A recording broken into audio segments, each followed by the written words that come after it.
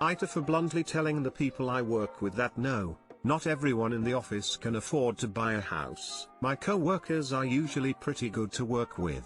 The average salary for them is around $100K plus. I'm their administrative assistant and I make about $32,000. Anyway, some of the things they say are kind of weird. For example, this one woman was shocked that I'd never had any of my clothes tailored before. I think they just really caught up in their own reality, you know? Like in their world everyone is boat a day. I fucked up and skinny and rich with purebred dogs and perfect white teeth. I was helping organize and someone announced they finally bought their first house. The conversation continued onto them kind of being rude and saying like, I don't get why people think no one can afford to buy a house, it's not hard.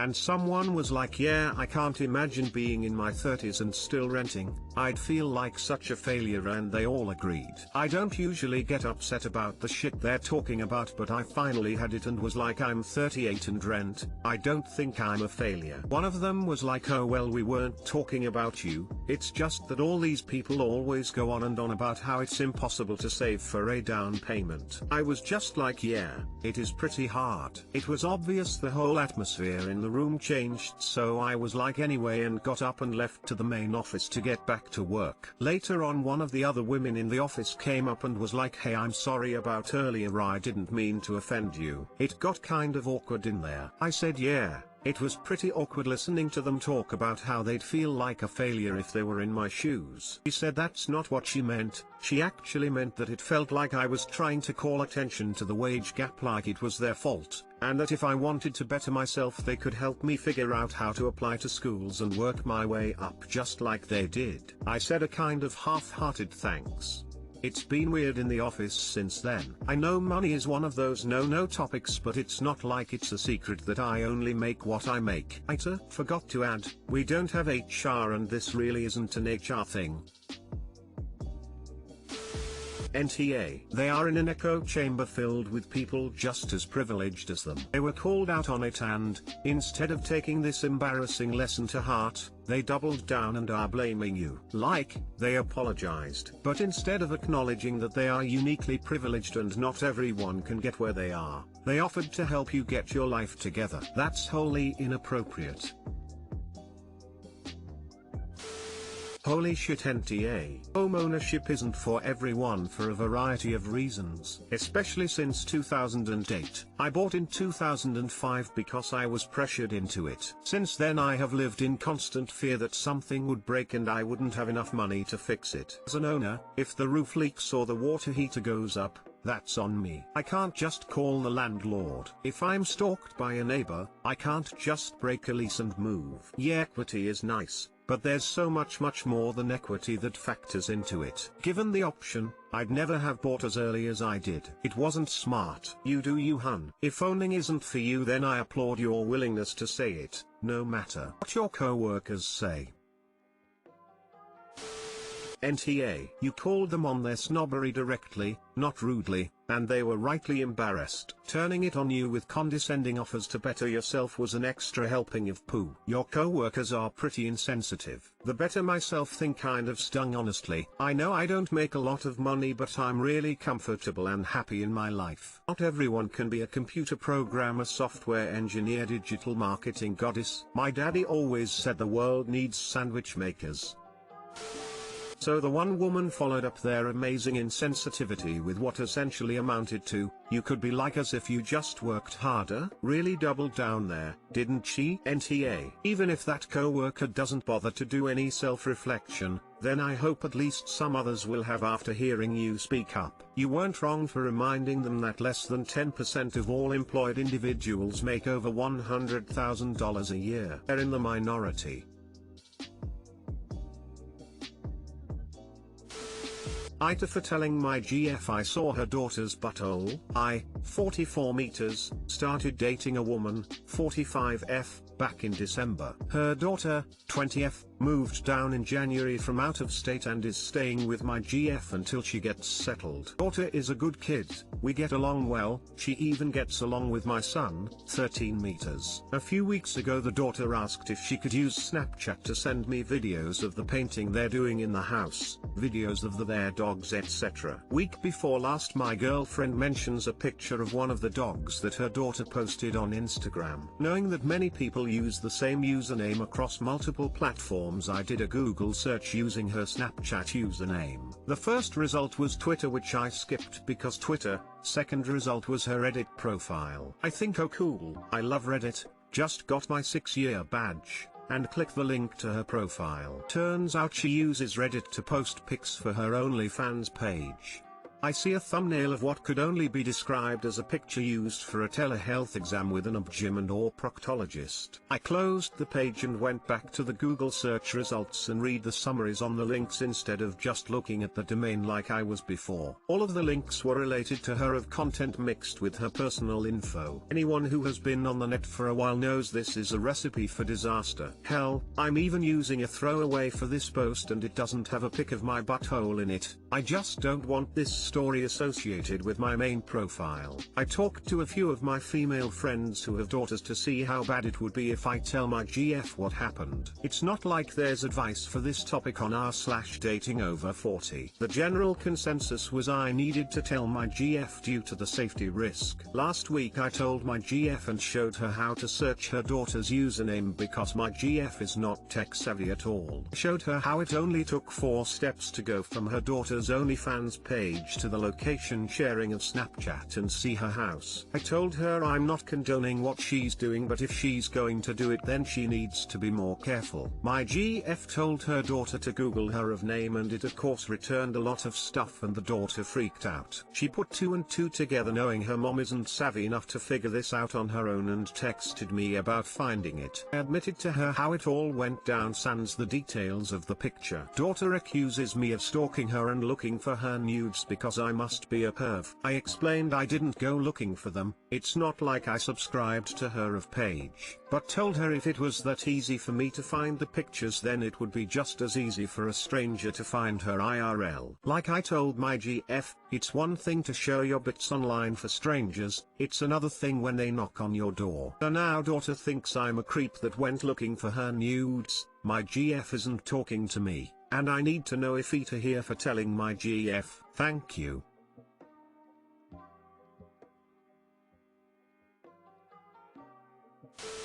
NTA, your GF and here kid are kinda TA here as she is being silly on this. You did a search for a dog and found her daughter's asshole, without trying. You are just being a realist and trying to protect an idiot 20-year-old.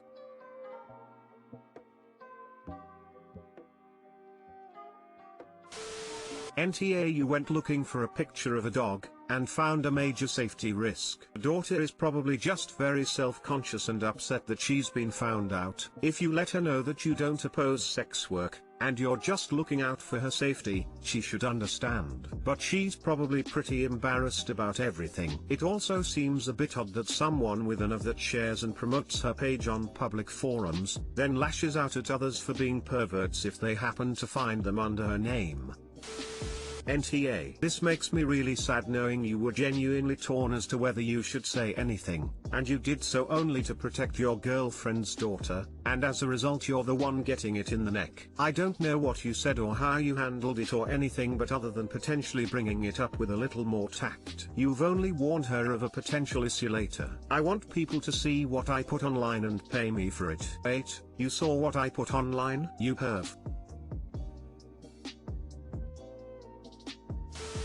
You can explain the backstory honestly. Also, she's technically a sex worker and should be prepared for people she knows Earl to find that stuff, or who find that stuff to then run into her Earl. Stuff online doesn't always feel real. Also, you couldn't have been searching for her nudes. You had no idea they were there in the first place. If you had been trying to do this for personal pleasure, you wouldn't have shared it with her mother to try and inform her of the potential risk. It's a lot better she finds out because you warn her than through a creep looking her up. Plus, you could have anonymously subscribed to the OnlyFans. She's not okay with guys she knows ill potentially finding her pics. She shouldn't be publishing them in the first place. She's also likely embarrassed, since it was a secret. NTA. Also, she's technically a sex worker and should be prepared for people she knows Earl to find that stuff, or who find that stuff to then run into her Earl. Feel like folks forget it is sex work.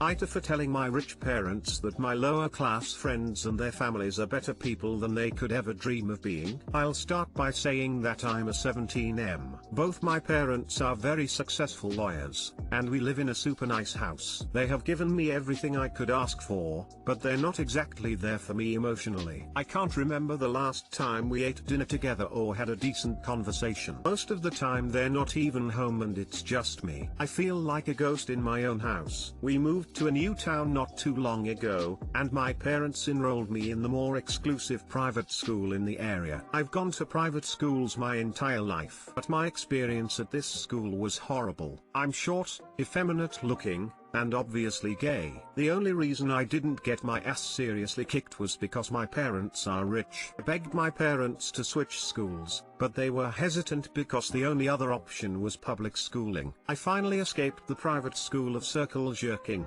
and enrolled in this new school. I guess I should mention that a few years ago, this school district expanded their enrollment zone to slightly cover a lower income area, which resulted in a handful of students from low-income families being enrolled. My first few days at this new school were brutal, with a lot of the same problems following me. Until I ran into Garfield. It's a family name. I swear he's not named after a cat. He spoke up and said he would love to be my lap partner when no one else would. We quickly became friends and he introduced me to his childhood friend also attending the school named Eduardo. Since my parents are so distant to begin with, they never noticed me spending so much time with my new friends. Garfield's mother is a waitress and his dad a construction worker. Eduardo's mother cleans houses and his dad works odd jobs, such as driving for Uber. Both of their families are amazing and involved. I started dating Garfield and had real friends for the first time ever. Both Garfield and Eduardo have come over to my house about twice and met my parents. The other day,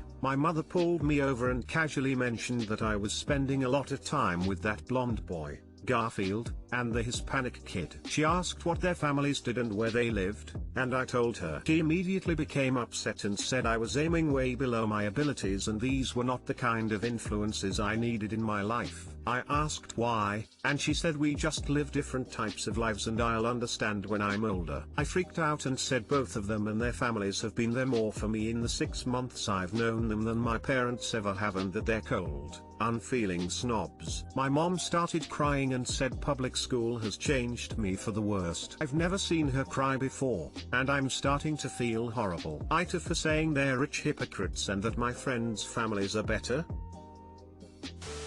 NTA. BTW, Andrew Garfield played Eduardo Saverin in The Social Network.